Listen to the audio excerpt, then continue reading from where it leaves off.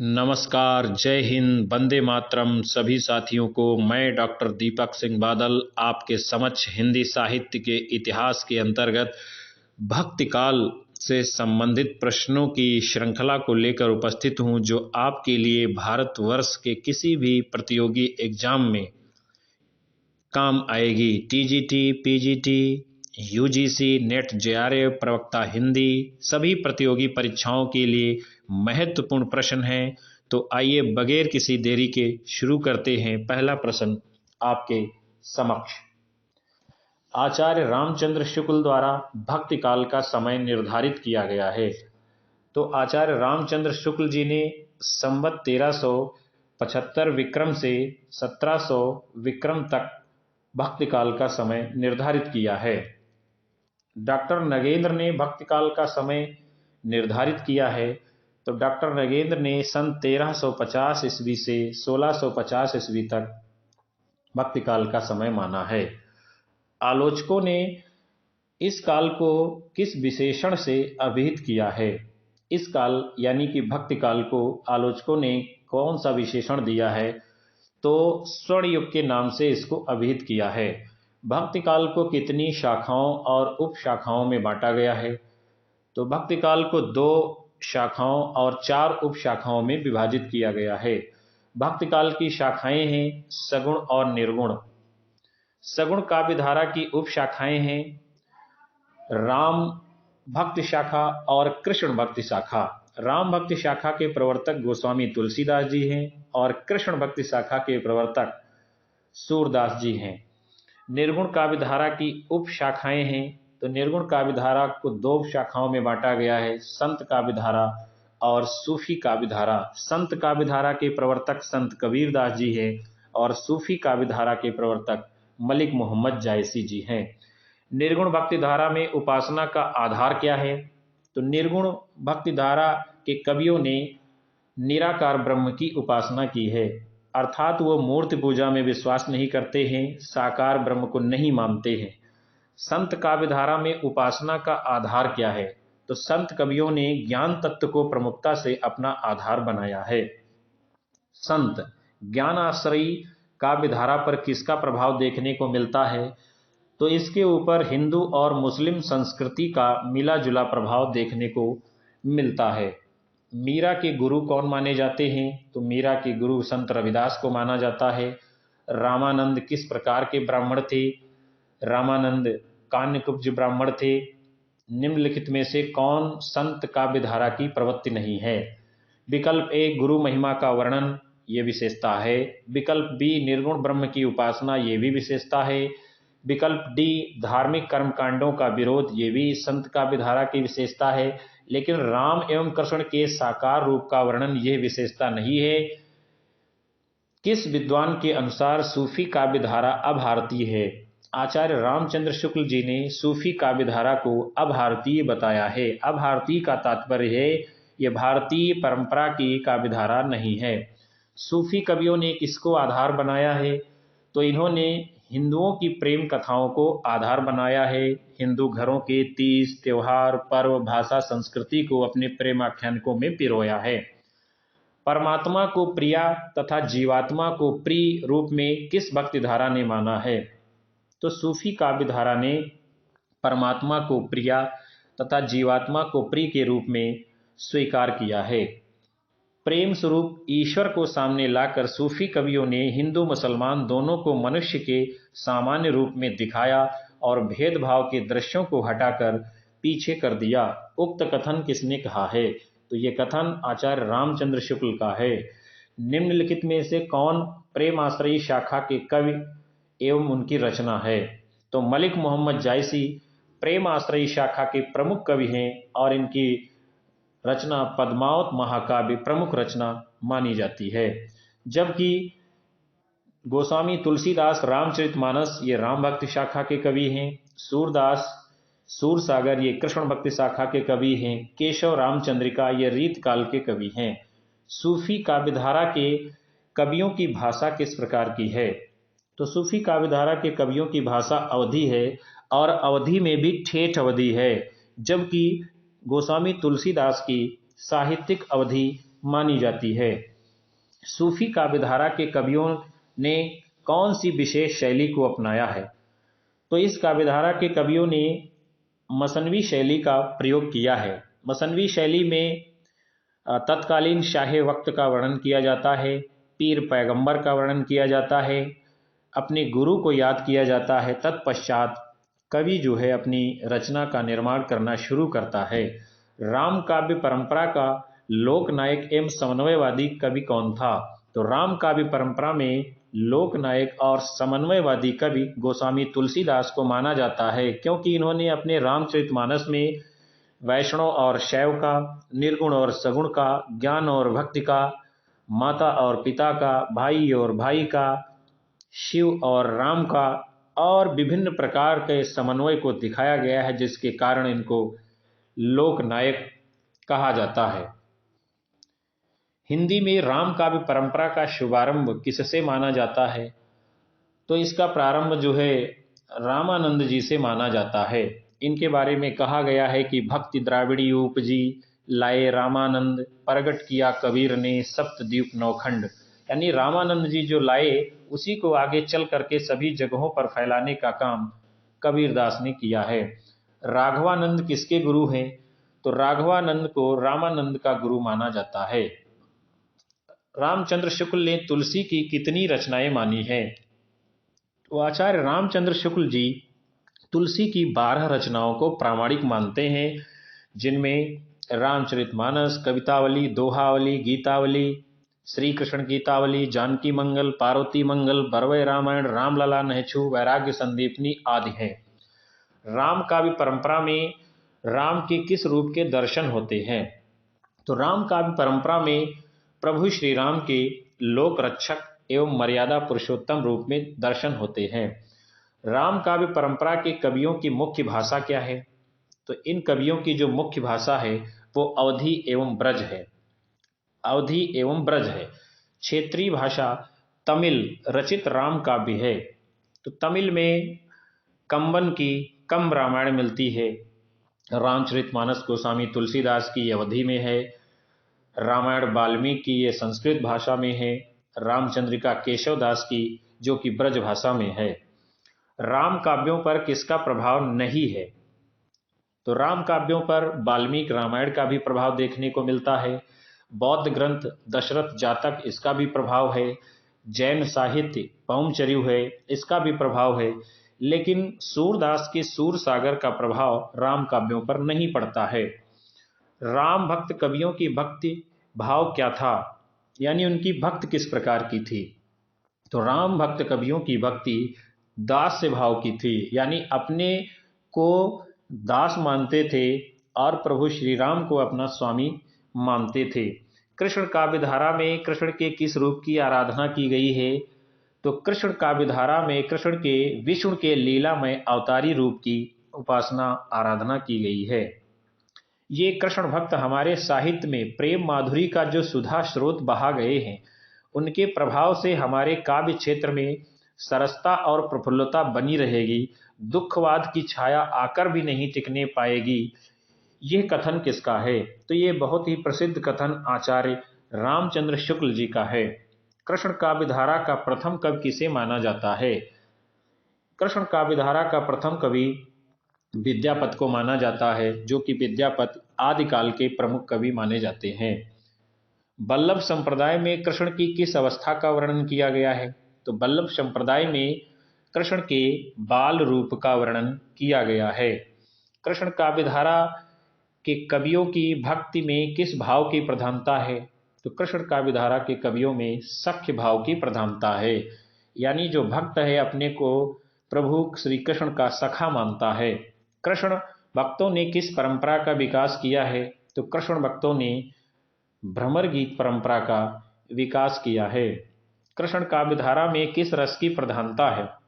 तो कृष्ण काव्यधारा में श्रृंगार एवं वात्सल्य का वियोग पक्ष देखने को मिलता है, यानी श्रृंगार रस भी है और वात्सल्य रस भी पाया जाता है। कृष्ण भक्त कवियों की भाषा किस प्रकार की है? तो कृष्ण भक्त कवियों ने अपने साहित्य को ब्रज भाषा में लिखा है, जैसे सूरदास ने लिखा है सूरसागर, सूरसारावली, साहित्य लहरी, ये सब साहित्य ब्रज भाषा में है। कृष्ण भक्त कवियों की शैली थी। तो कृष्ण भक्त कवियों ने मुक्तक गीत शैली को अपने लेखन में अपनाया है। अष्टछाप में कितने कवि थे? तो अष्टछाप में 8 कवि थे। इनको अष्ट सखा भी कहा जाता है। अष्टछाप की स्थापना सन 1565 ईस्वी में हुई थी, जिनमें कुंभनदास, सूरदास, परमानंद दास, कृष्णदास, नंददास, गोविंद स्वामी, छीत स्वामी, चतुर्भुजदास आदि 8 कवियों को रखा गया है। अष्टछाप में किन किन के शिष्य सम्मिलित थे? तो अष्टछाप में वल्लभाचार्य एवं विठलनाथ जी के 4 शिष्य सम्मिलित थे। जो प्रथम 4 शिष्य थे वो वल्लभाचार्य के थे, और अंतिम 4 जो कवि हैं वो विठलनाथ के माने जाते हैं। वल्लभ संप्रदाय की सेवा विधि किस नाम से जानी जाती है? तो वल्लभ संप्रदाय की जो सेवा विधि है वो अष्टयाम के नाम से जानी जाती है। अष्टयाम मतलब दिन के जो 8 प्रहर होते हैं उसमें प्रभु की सेवा विधि को अपनाया गया है। अष्टछाप की स्थापना कब हुई? तो अष्टछाप की स्थापना सन 1565 ईस्वी में मानी जाती है। निम्बार्क संप्रदाय के प्रवर्तक कौन हैं? निम्बार्क संप्रदाय के प्रवर्तक स्वामी नियमानंद जी हैं। निम्बार्काचार्य का जन्म समय कब माना जाता है? तो इनका जन्म समय सन 1162 ईस्वी माना जाता है। निम्बार्क के सिद्धांत को किस नाम से जाना जाता है? तो इनके सिद्धांत को द्वैताद्वैतवाद के नाम से जाना जाता है। कृष्ण भक्त कवियों में प्रसिद्ध मुसलमान भक्त कवि थे। तो इनमें जो मुसलमान कृष्ण भक्त कवि थे वो रसखान को माना जाता है। वल्लभाचार्य के प्रवर्तन में कृष्ण के किस रूप का चित्रण था? तो वल्लभाचार्य के प्रवर्तन में कृष्ण के पूर्णानंद परम ब्रह्म पुरुषोत्तम रूप को स्वीकार किया गया है। राधा वल्लभ संप्रदाय के प्रवर्तक कौन हैं? तो राधा वल्लभ संप्रदाय के प्रवर्तक गोस्वामी हित हरिवंश हैं। राधा वल्लभ संप्रदाय में किसकी आराधना की गई? राधा वल्लभ संप्रदाय में राधा की प्रमुखता एवं कृष्ण की सर्वोपरिता स्वीकार की गई है। सखी संप्रदाय के प्रवर्तक कौन हैं? सखी संप्रदाय के प्रवर्तक स्वामी हरिदास जी हैं।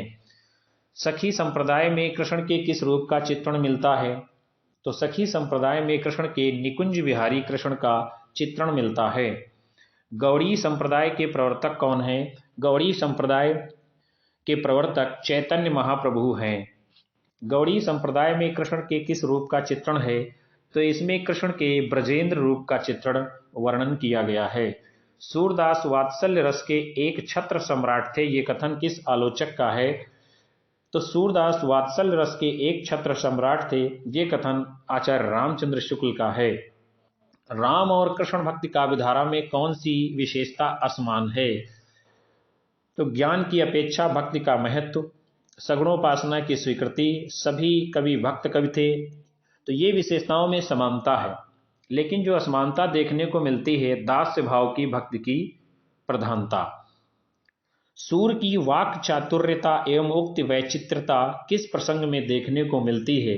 तो उद्धव गोपी संवाद में देखने को मिलती है। जब गोपियां उद्धव से कहती हैं, उद्धव जाओ तुम्हें हम जाने, लाद खेप गुण ज्ञान जोग की ब्रज में आए उतारी, ये गठरी उठरी अपनी यहाँ से ले जाओ, अपने आपके ज्ञान के और योग का प्रभाव हमारे ऊपर पड़ने वाला नहीं है। सूर के भ्रमर गीत में विशेषता नहीं पाई जाती है। गोपियों की वाक्पटुता अर्थात गोपी बहुत ही चतुराई से बात करती हैं, ये विशेषता पाई जाती है। गोपियों की विरहावस्था की मार्मिकता ये भी पाई जाती है। एकनिष्ठ प्रेम का चित्रण ये भी पाई जाती है। यशोदा का वात्सल्य वर्णन, ये जो है सूर के भ्रमर गीत की विशेषता नहीं है, बल्कि ये वात्सल्य वर्णन की विशेषता है। रसखान का वास्तविक नाम क्या था? तो इनका असली नाम सैयद इब्राहिम रसखान था। निम्न में से कौन सा संप्रदाय कृष्ण भक्ति से संबंधित है? निम्बार्क संप्रदाय, राधा वल्लभ संप्रदाय, गौड़ी संप्रदाय, ये सभी संप्रदाय जो है कृष्ण भक्ति से संबंधित हैं। पुष्टि मार्ग का मूल आधार क्या है? भगवान का अनुग्रह, यानी भगवान के ऊपर ही भक्त अपने आप को छोड़ देता है तो प्रभु ही कृपा करेंगे। सर्वधर्मान परित्याज माम एकम शरणम व्रज, सभी धर्मों को छोड़ कर हमारी शरण में आ जाओ, ऐसा प्रभु श्री कृष्ण गीता में कहते हैं। उसी का अनुकरण इस अनुग्रह में पुष्टि मार्ग में किया गया है। पुष्टिमार्गी भक्ति के विषय में कौन सा कथन असत्य है? इसमें रागानुगा भक्ति पाई जाती है, कर्मकांड की आवश्यकता नहीं है, मोक्ष की शीघ्र प्राप्ति है, ज्ञान की प्रधानता, ये जो है विशेषता पुष्टिमार्गी भक्ति में नहीं है। किस स्थान को सूरदास का जन्म स्थान माना जाता है? तो दिल्ली के निकट सीही नामक गांव में सूरदास के जन्म स्थान को माना जाता है। सूरदास के जन्म का वर्ष कौन सा है? तो इनका जन्म सन 1478 ईस्वी में माना जाता है। निम्नलिखित में से कौन सी रचना सूरदास की नहीं है? सूरसागर, सूरसारावली, साहित्य लहरी, ये तीनों रचनाएं हैं, लेकिन कृष्ण लहरी सूरदास की रचना नहीं है। सूर की दृष्टकूट पदों के संग्रह की रचना कौन सी मानी जाती है? तो साहित्य लहरी जो सूरदास की रचना है, इसको दृष्टकूट पदों का संग्रह कहा जाता है। दृष्टकूट उसे कहते हैं जो देखने में कठिन लगे, ऐसे पद उनको दृष्टकूट पद कहते हैं। सूरसागर का आधार ग्रंथ कौन सा है? तो इसका आधार ग्रंथ श्रीमद् भागवत पुराण है। अकबर किस भक्त कवि से प्रभावित हुआ था? अकबर जो है कुंभन दास से प्रभावित हुआ था। इनसे प्रभावित होकर के अकबर ने कुंभन दास को अपनी फतेहपुर सीकरी में आमंत्रित किया, जहां पर कुंभन दास जी गए और अपने पदों को गा करके सुनाया। अकबर बड़ा प्रसन्न हुआ और इनसे मांगने को कहा। तो कुंभन दास ने कहा कि सब कुछ ठीक है, लेकिन जो मैं मांग रहा हूँ कि संतन को कहाँ सीकरी सो काम है, आवत जात पनहिया टूटी बिसर गयो हरि नाम है। अब दोबारा हमको कभी फतेहपुर सीकरी मत बुलाइएगा, यही मैं आपसे मांगता हूँ। कृष्ण भक्त कवियों में सूर के बाद काव्य सौंदर्य की दृष्टि से किस कवि की गणना की जाती है? तो सूरदास के बाद में नंददास की गणना की जाती है, क्योंकि नंददास जो है बहुत ही पढ़े लिखे कवि थे, इनको शास्त्रीय ज्ञान बहुत ज्यादा था। सूर का विरह वियोग वर्णन वियोग के किस भेद के अंतर्गत आता है? तो ये प्रवास और करुणा, इन दोनों भेदों के अंतर्गत आता है सूरदास का विरह वियोग का वर्णन। आधुनिक काल के किस कवि ने भ्रमर गीत को आधार बनाकर रचना की थी? तो जगन्नाथ दास रत्नाकर ने भ्रमर गीत को आधार बनाकर रचना करने वाले आधुनिक काल के प्रमुख कवि हैं। निम्नलिखित में से कौन सी रचना नंददास की नहीं है? रास पंचाध्यायी, रूप मंजरी, रस मंजरी, ये नंददास की रचनाएं हैं, लेकिन ब्रज विहार इनकी रचना नहीं है। आचार्य विट्ठल ने किस कवि को पुष्टिमार्ग का जहाज कहा है? इन्होंने सूरदास को पुष्टिमार्ग का जहाज कहा है। इनकी मृत्यु के ऊपर कहा था कि पुष्टिमार्ग को जहाज जात है, सो जाको कछु लेन होय सो लेव। दुखी मीरा ने किस कवि को पत्र लिखा था? दुखी मीरा ने तुलसीदास को पत्र लिखा था और इस पत्र के माध्यम से तुलसीदास से अपने दुख के दूर करने के लिए, अपने दुख को, कष्ट को, पीड़ा को कम करने के लिए उत्तर मांगा था। तो उत्तर में गोस्वामी तुलसीदास ने लिखा था, जाके प्रिय न राम बैदेही, सो नर तजीव कोटि बैरीसम, यद्यपि परम स्नेही। कोई कितना भी सगा क्यों न हो, लेकिन जो राम से बैर करता है, राम से दूर रहता है, भगवान श्री राम से प्रेम नहीं करता है, उसको करोड़ों बैरियों, शत्रुओं के समान परित्याग कर देना चाहिए। जिसके बाद मीराबाई बहुत ज्यादा गोस्वामी तुलसीदास से प्रभावित हुई और उनके जीवन में परिवर्तन देखने को मिलता है। निम्न में से कौन सा खंड असंगत है? वल्लभ संप्रदाय वल्लभाचार्य जी ने चलाया, हरिदासी संप्रदाय स्वामी हरदास ने चलाया, गौड़ी संप्रदाय चैतन्य महाप्रभु ने चलाया, राधा वल्लभ संप्रदाय इनका नहीं है, जो कि गलत है। मीरा का विवाह किसके साथ में हुआ था? इनका विवाह भोजराज के साथ में हुआ था। निम्नलिखित में से कौन अकबर का दरबारी कवि था? तो रहीम अकबर के दरबारी कवियों में आते हैं। सूरसागर में कितने स्कंद हैं? सूरसागर में 12 स्कंद हैं। स्कंद वैसे ही हैं जैसे रामचरितमानस में 7 कांड हैं। अविगत गति कछु कहत न आवे, पद का मुख्य विषय क्या है? सगुण भक्त की उपासना। सूर के भ्रमर गीत में उद्धव द्वारा गोपियों को दिए गए ज्ञानोपदेश का परिणाम क्या रहा?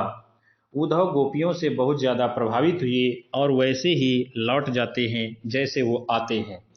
सूर द्वारा रचित दृष्टकूट पदों का अर्थ है अर्थ गोपन शैली के पद, अर्थात ऐसे पद जिनका अर्थ गोपनीय होता है, प्रकट नहीं होता है साधारण तरीके से, उसे ही दृष्टकूट पद कहते हैं। भ्रमर गीत में गोपियां किससे तर्क वितर्क करती हैं?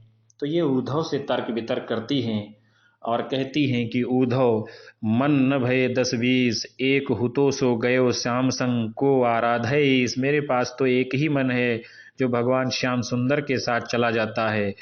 अब आप जो अपनी योग माया को लेकर के आए हो, हमारे पास कोई दूसरा मन नहीं है जो हम तुमको सौंप दें। कृष्ण भक्ति काव्य वर्णित भ्रमर गीत का अर्थ क्या है? भ्रमर को माध्यम बनाकर लिखे गए गीत। कविता करके तुलसी न लसे, कविता लसी पा तुलसी की कला, यह उक्त किसकी है? अयोध्या सिंह उपाध्याय जी ने तुलसीदास के बारे में लिखा था कि कविता करके तुलसी जो है इस संसार में प्रसिद्धि नहीं पाते हैं, बल्कि कविता तुलसीदास को प्राप्त करने के बाद में अपने आप को गौरवान्वित महसूस करती है। तुलसी ने अपनी शारीरिक पीड़ा से मुक्ति पाने के लिए किस की आराधना की थी? तो इन्होंने हनुमान जी की आराधना की थी, जिसके माध्यम से हनुमान बाहुक रचना लिखी है। निम्न में से कौन सा खंड असंगत है? अग्रदास रसिक संप्रदाय, कवितावली ब्रजभाषा में है, राम की शक्ति पूजा ये पंडित सूर्यकांत त्रिपाठी निराला की रचना है, जो कि यही खंड असंगत है। रत्नावली तुलसीदास की पत्नी है, बाकी तीनों खंड सही हैं। राम कथा के आधुनिक विद्वान एवं प्रस्तोता कौन है? तो राम किंकर पांडे को राम कथा का आधुनिक विद्वान एवं प्रस्तोता माना जाता है।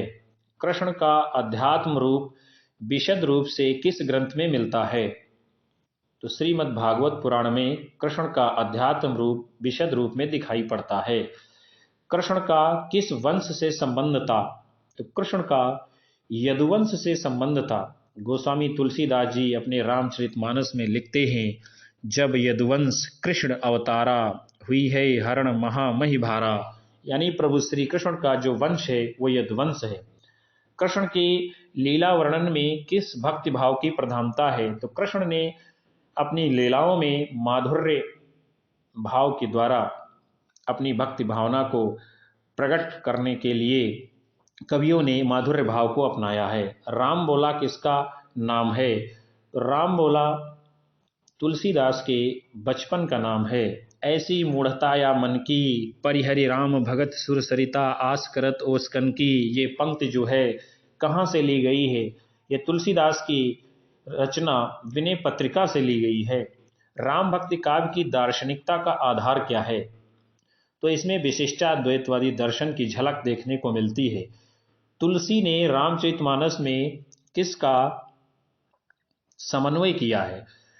तो इन्होंने निर्गुण और सगुण का भी समन्वय किया है, शैव और वैष्णव का किया है, ज्ञान और भक्ति का किया है। यानी ये सभी जो है समन्वय गोस्वामी तुलसीदास जी रामचरितमानस में करते हैं। इसके उपरांत संत कवि दादू द्वारा स्थापित दादू पंथ पहले किस नाम से प्रचलित था? तो दादू पंथ पहले परब्रह्म संप्रदाय के नाम से प्रचलित था। साखी का मूल तत्सम शब्द क्या है? तो साखी का मूल जो तत्सम शब्द है वो है साक्षी, जिसका अर्थ होता है गवाह। संत काव्य में किस रस की प्रधानता है? तो संत काव्य में शांत रस की प्रधानता है। सूफी काव्य का प्रमुख तत्व निम्न में से कौन सा है? तो सूफी काव्य का जो सर्वोपरि तत्व है वो है प्रेम। पद्मावत का रचना काल क्या है? तो पद्मावत 1540 ईस्वी में लिखा गया महाकाव्य है। पद्मावत में जायसी ने अपने किस गुरु का नामो उल्लेख किया है? तो इस ग्रंथ में इन्होंने सैयद अशरफ का उल्लेख किया है, जो कि इनके गुरु हैं। भक्ति काल में काव्य के किस रूप की प्रमुखता है? तो इसमें भाव पक्ष भी है, कला पक्ष भी है। यानी भक्ति काल के काव्य में भाव पक्ष और कला पक्ष दोनों की प्रमुखता पाई जाती है। भाषा पर कबीरदास का जबरदस्त अधिकार था, वे वाणी के डिक्टेटर थे। ये कथन किस आलोचक का है? तो ये कथन आचार्य हजारी प्रसाद द्विवेदी का है। आचार्य रामचंद्र शुक्ल इनकी भाषा को जो है सधुक्कड़ी कहते हैं। और डॉक्टर श्याम सुंदर दास कबीर की भाषा को पंचमेल खिचड़ी के नाम से अभिहित करते हैं। साथियों, ये भक्ति काल की महत्वपूर्ण श्रृंखला यहीं पर समाप्त होती है। यदि सेशन आपको पसंद आया हो तो चैनल को सब्सक्राइब नहीं किया है अभी तक तो कर लीजिए। लाइक, शेयर, कमेंट करना बिल्कुल ना भूलें। अपनी राय कमेंट बॉक्स में अवश्य दर्ज करें ताकि अगली कक्षा हम पुनः एक नई ऊर्जा के साथ में लाकर आपके समक्ष उपस्थित हो सके। तब तक के लिए नमस्कार, धन्यवाद।